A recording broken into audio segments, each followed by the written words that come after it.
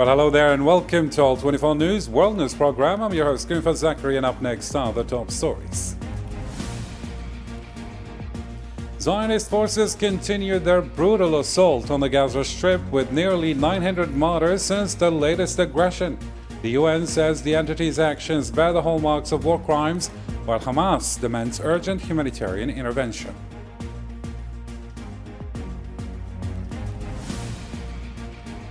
Coming up next, Zionist shelling hits Beirut's southern suburbs and villages in the south. Hezbollah denies involvement in rocket fire, while President Aoun urges action to enforce a ceasefire. Also in our news, in Sudan, the army tightens its grip on Khartoum, calling it a pivotal moment in ground operations.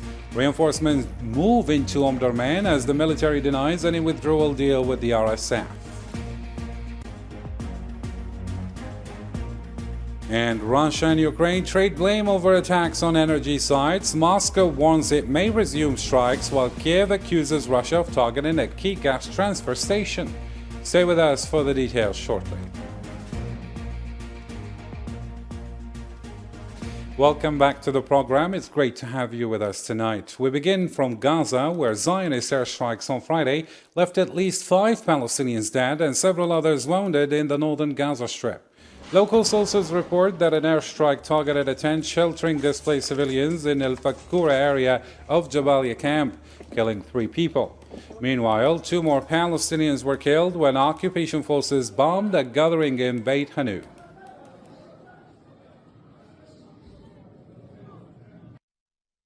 Meanwhile, the Palestinian Health Ministry reports that 43 more people were killed and 115 wounded in the past 24 hours alone.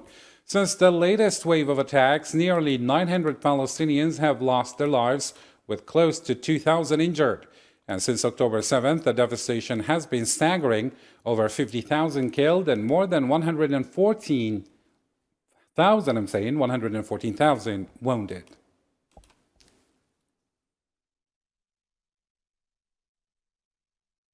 And as the death toll rises, so does the humanitarian crisis. UNRWA Chief Philippe Lazzarini warns that no aid has reached Gaza in over 3 weeks.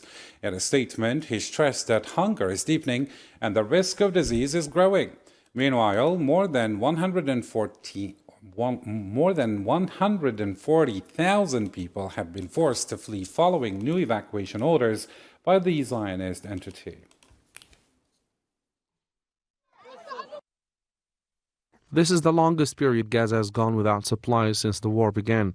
Israeli bombardment continues, and last week was the bloodiest day yet, with more than 500 people reported killed, including women and children. The blockade must be lifted, the crossings reopened, and the normal flow of humanitarian aid and commercial supplies. The bombing must stop, and the ceasefire must be renewed. And on top of famine and displacement, Gaza is also facing a mounting health emergency. The UN Agency for Palestinian Refugees, UNRWA, warns that waste accumulation is putting lives at risk. Piles of rotten garbage and debris from destroyed buildings are piling up near shelters, fueling fears of disease outbreaks. According to UN officials, the Zionist entity forces have blocked municipal teams from reaching waste dumps near the security fence, worsening an already dire situation. It is now day 10 of the return to full-scale war in Gaza after Israel decided to start bombing the enclave again. It has been 10 days of witnessing, because the UN remains on the ground in Gaza, a callous disregard for human life and dignity. The acts of war that we see bear the hallmarks of atrocity crimes. Hundreds of children and other civilians have been killed in Israeli airstrikes on densely populated areas. Hospitals are once again battlegrounds, patients killed in their beds, ambulances shot at, and first responders killed.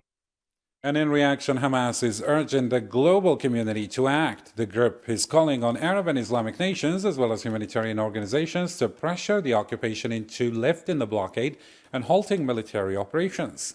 In a statement, Hamas accused the Zionist entity of committing genocide through mass killing, starvation, and the denial of basic necessities. Claiming, it says, align with international law.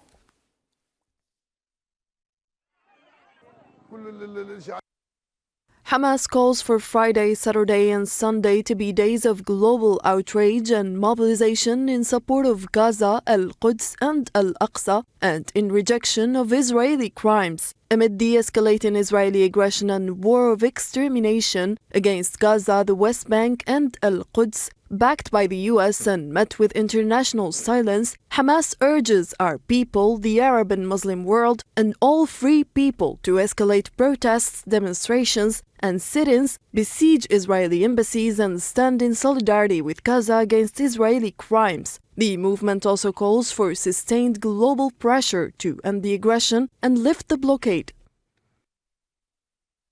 For the second consecutive year, Eid al-Fitr arrives in Gaza shrouded in grief.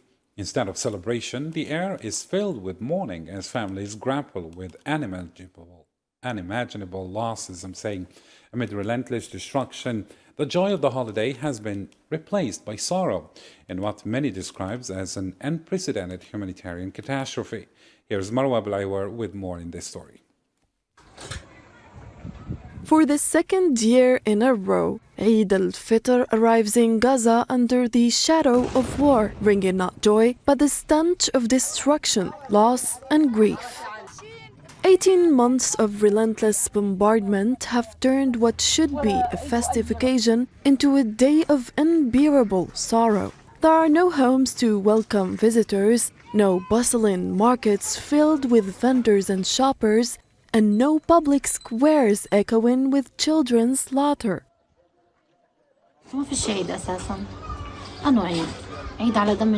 There is no Eid. What Eid? Eid on the blood of those who die, or the children who have been shrouded, or the videos that we see and which we cry over all night, or our state of mind. We are all here waiting for death. Under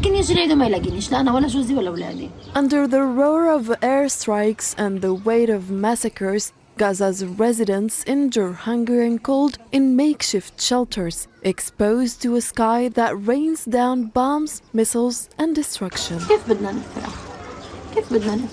There is no Eid atmosphere, there is no joy, there is no psychological will anyway. There is no soul in us, there is no soul. We are just living like this, we are waiting. When the bombing happened, when they broke the truce, we thought the house would collapse on us. Once adorned with festive lights and lanterns, Gaza's streets now stand in silence, reduced to rubble and ruin. Families have buried not only their loved ones, but also their dreams beneath the debris of their shattered homes. It is the Eid of God, for sure. What should I celebrate? Celebrate the destruction that I am living in? Or celebrate those who have been martyred? Or celebrate my house? What should I celebrate with? I do not have a single shekel in my pocket. Who should I celebrate with? Anyway, is there any mood for Eid? There's no mood for Eid. I say this to you from my heart. There is no mood for Eid. Where tables were once laden with sweets and feasts, today even a piece of bread is a struggle to find. And as the world exchanges Eid greetings and celebrations, Gaza's cries for help often fade into silence.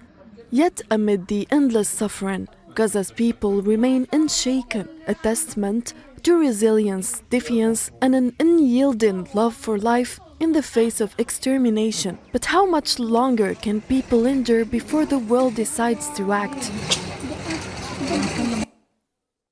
Moving on to other developments in the Middle East still, for the first time since the November 27th ceasefire, Zionist warplanes struck Beirut's southern suburbs, marking a serious escalation. According to Lebanon's national news agency, 2 missiles leveled a building in the densely populated Hadith neighborhood, prompting school closures and heavy traffic as residents rushed to evacuate.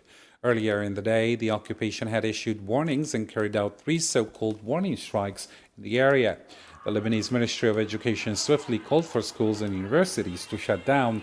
This is the first evacuation order of its kind since the ceasefire took effect.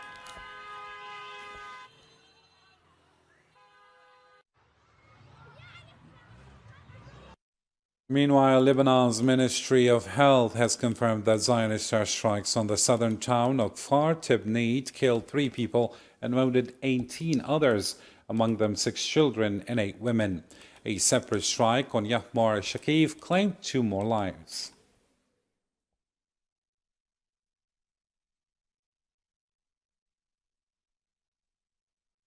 In a related note, Hezbollah has denied any role in the recent rocket fire from southern Lebanon into northern occupied Palestine.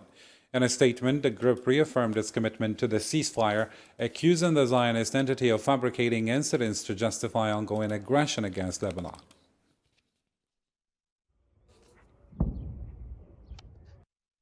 For his part, Lebanese President Joseph Aoun has strongly condemned the Zionist entity's latest attacks on Beirut's southern suburbs and southern Lebanon. Speaking alongside French President Emmanuel Macron in Paris, Aoun called on the international community to pressure the entity into respecting international law and the ceasefire agreement. He reaffirmed Lebanon's rejection of any aggression and any attempt to drag the country back into a cycle of violence. للأسف الشديد تلقينا الآن أخبار جنوب وبيروت. Unfortunately, we have just received news about the south and Beirut, and the return of escalation and tension, and the return of Israeli aggressions on our country and near our capital. It is obvious that we declare our strong condemnation of this and reject any attack on Lebanon or any suspicious, malicious attempt to return Lebanon to the cycle of violence. I have called the Lebanese Prime Minister to follow up on the situation, and he is following the situation in Beirut and has made contact with the Americans, particularly with Deputy U.S. Middle East Envoy, regarding the ceasefire and controlling operations or limiting the deterioration and Israeli shelling of the Beirut area and the south, which is incomprehensible and unjustified. Similarly, President Joseph Aoun also urged swift international intervention to prevent further escalation and support Lebanon in fully implementing international resolutions. أناشد من هنا. And from here I call on all of Lebanon's friends around the world, from Paris to Washington, to act quickly to stop the deterioration and help Lebanon implement international resolutions across all our borders and throughout our entire national territory. ترابنا الوطني. Meanwhile, and as the tensions are escalating, the Lebanese army reports intensified Zionist attacks, citing claims that 2 rockets were fired from Lebanon. The military confirmed locating the launch site north of the Litani River and launched an investigation. Meanwhile, Prime Minister Nawaf Salam has instructed Army Commander Rodolphe Haikal to swiftly determine who was behind the rocket fire, warning that such actions endanger Lebanon's security. Salam is also engaging with Arab and international officials, urging pressure on the occupation to halt its repeated strikes and reaffirming Lebanon's commitment to the ceasefire agreement.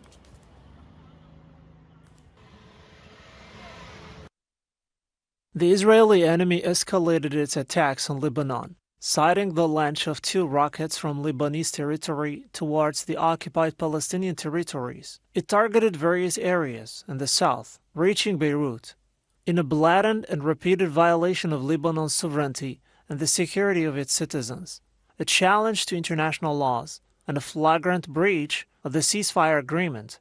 The army managed to locate the rocket launch site in Kakayat al-Jisr, Nabatieh, north of the Litani River, and has launched an investigation to determine the identity of those responsible. In another topical development, but this time in Africa, shifting its military gears strategy, the Sudanese army says it's entering a critical phase in its ground operations. Army spokesman Nabil Abdullah highlighted a key milestone, the secured landing of Army Chief Abdel Fattah al-Burhan's plane at Khartoum Airport. Dismissing the Rapid Support Forces' denials of battlefield losses, the military insists its objective remains the total expulsion of RSF fighters. Reinforcements have been deployed to Omdurman ahead of a large-scale offensives, with the army reclaiming territory in the White Nile and Al Jazeera states. However, the RSF continues to hold ground in Darfur and Kordofan. Still with Sudan, the military is pushing back against claims of a negotiated RSF withdrawal from Khartoum. In a statement, the army insisted its forces cleared the last RSF strongholds in the capital, dismissing any suggestion of an agreement. Meanwhile, the Air Force launched fresh strikes on RSF positions in Al-Fashir, North Darfur, targeting convoys on the city's outskirts.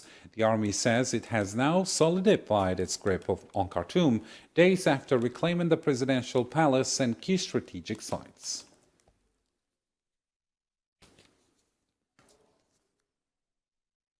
And with the Sudanese army reclaiming the presidential palace in Khartoum, signs of life are cautiously returning to the capital. Despite the scars of war, residents are stepping out, determined to rebuild their city and their lives. Let's get more details with Usama Ayati now. Immediately after the Sudanese army recaptured the presidential palace in the capital Khartoum, life gradually began to return to the capital. Despite the devastation caused by the war, the Sudanese people resolutely took to rebuilding, hoping that the fighting would end and the war would cease in every inch of the Sudanese territory. We thank God and praise Him for the blessing that the army has reached us. These people were living in fear and insecurity. People couldn't step out the door. I mean, for me now, I've merely gone out. I wasn't able to go out at all. After nearly 2 years of war, bombing and destruction, Sudanese people in Khartoum are breathing a sigh of relief, affirming that unity between the people and their army is behind every victory. Daily life began to revive for the Sudanese people, and markets began to reopen. Hospitals that were put out of service by the war have now reopened their doors for the Sudanese people, despite shortcomings and limited resources. Thank God the army has come to us. We're happy. We went out to cheer and praise God. We couldn't believe the army had arrived because we had lived through an extremely difficult state. When people went to the market to buy something, they would take it from the person. If someone bought something like food, they would take it from them. We have lived through an extremely difficult state and we suffered psychologically.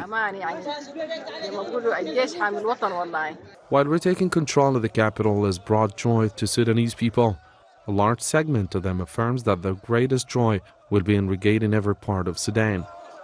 The Sudanese army's recapture of the capital was a decisive turning point, writing a new chapter in the conflict, making the beginning of a transitional military phase whose plans aim to purge Sudan of the rapid support forces. Shifting to South Sudan now, tensions are running high as the government confirmed on Friday that First Vice President Riek Machar has been placed under house arrest. Information Minister Michael McCooey-Lute stated that President Salva Kiir made the decision under his constitutional powers, urging citizens to remain calm. This move follows accusations that Machar's SPLM-IO forces attacked army positions. The government insists the arrest aims to uphold the fragile peace agreement and prevent further escalation.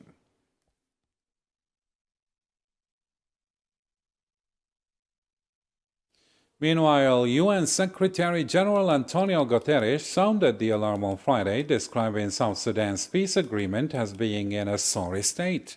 He urged all parties to put the people first and lay down their arms, warning that the current situation is a grim reminder of the brutal civil war of 2013 and 2016, which claimed 400,000 lives. With First Vice President Riek Machar under house arrest and tensions rising, fears of a fresh conflict are mounting. The peace agreement is in shambles, a humanitarian nightmare, with about 3 out of 4 South Sudanese needing assistance, half the population severely food insecure, and cholera breaking out. Meanwhile, ethnic and political targeting by security forces, coupled with the spread of misinformation on social media, is lighting the fuse for even worse. Our UN mission in South Sudan is working around the clock to ease tensions, engaging all parties, and boosting protection of civilians. Moving on to another topical development, but this time in Europe, where Russia has accused Ukraine of launching missiles and over a dozen drones at its energy infrastructure, calling it a breach of Kiev's pledges to halt such attacks. The Russian Defense Ministry dismissed Ukraine's commitment as a ruse by President Volodymyr Zelensky. Meanwhile, Kremlin spokesman Dmitry Peskov warned that Moscow reserves the right to abandon its voluntary moratorium on striking energy facilities, stressing that it would be illogical not to respond. He also criticized the EU for refusing to lift sanctions on Russia, saying it signals a lack of interest in peace.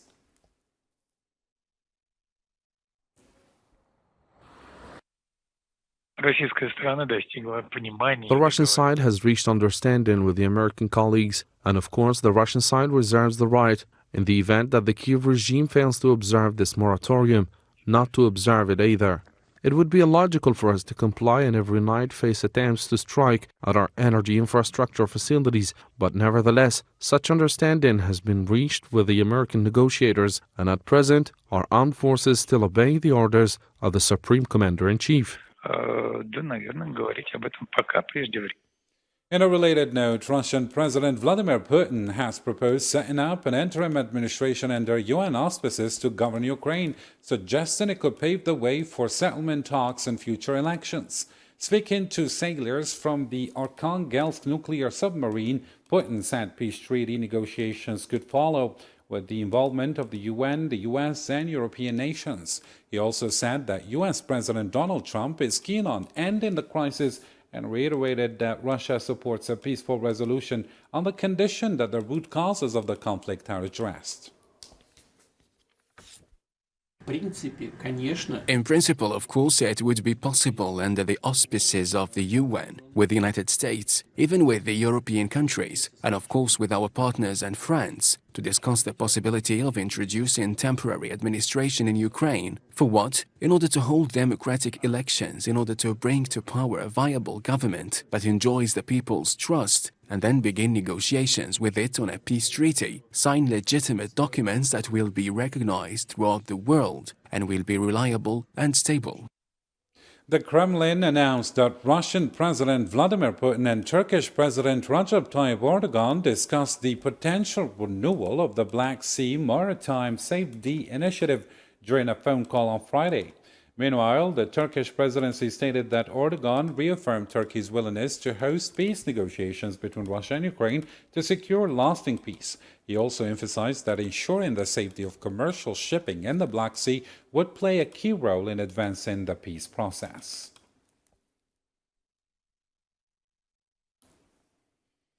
Time to catch up on other news stories making headlines with Houssam Berkan this time.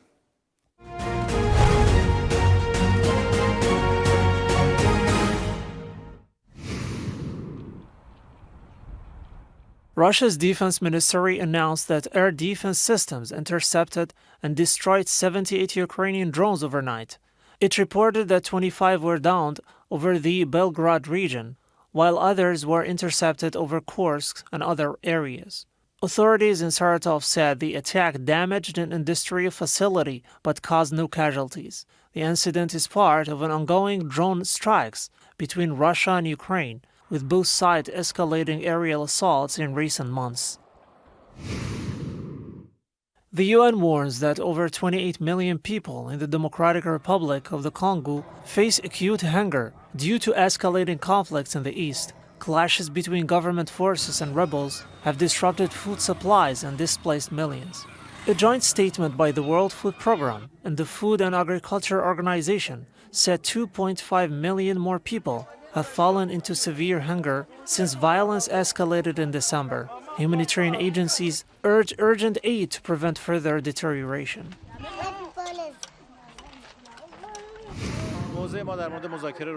Iran's Foreign Minister Abbas Araghchi said Friday that Tehran is open to indirect talks with the U.S., but will not negotiate under threats.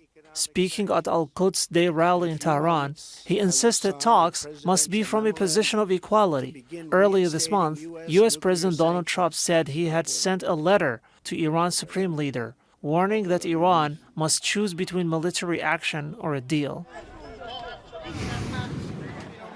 A powerful earthquake struck Myanmar on Friday, killing at least 144 people and causing widespread destruction. Buildings collapsed, infrastructure was damaged, and tremors were felt in Thailand, where 9 people died in Bangkok. Rescuers are searching for survivors.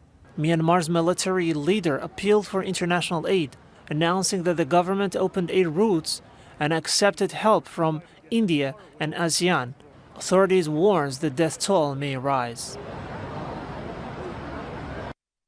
And finally, in a lighter note, founded in 2022, the Young Rider Club in Ain Melilla, 470 kilometers east of Algiers, has already trained over 50 young equestrians. The club provides children with the opportunity to develop their riding skills and pursue success. The story with Nabil Khazini now. Between the peaceful hills and the vast fields of Ain Melilla and the east of Algeria, where nature's beauty stretches endlessly, Rudaina finds her happy place at the Young Riders Club. It's here where she rides with focus. With every new skill she learns, she dreams of the day she will wear the crown of a champion. As a rider, my ambitions are to represent my country in international competitions like the Olympics. Also to represent my club, the Young Rider Club, in the national competition. Since its opening, the club has trained over 50 riders, providing them with the opportunity to enhance their skills and grow as equestrians. I have participated in equestrian sport since childhood. My dream is to have a call from the national team, to participate in the national competition, to represent Algeria in the best way abroad. Beyond training, the club is dedicated to preserving the purebred Arabian barb horse, ensuring its legacy continues for future generations. As the club president, my love and pride for Algeria, every year I organize a competitive and model competition for the purebred Arabian barb horse to preserve this breed. Here, the children balance gracefully in the saddle. Their movements are like a harmony with the rhythm of their horses. As they journey together, each new discovery sparks a sense of wonder, and with every step they grow closer to the dreams they chase, like riders in search of the horizon. Well, that's the end of our program. Thank you for watching and take care.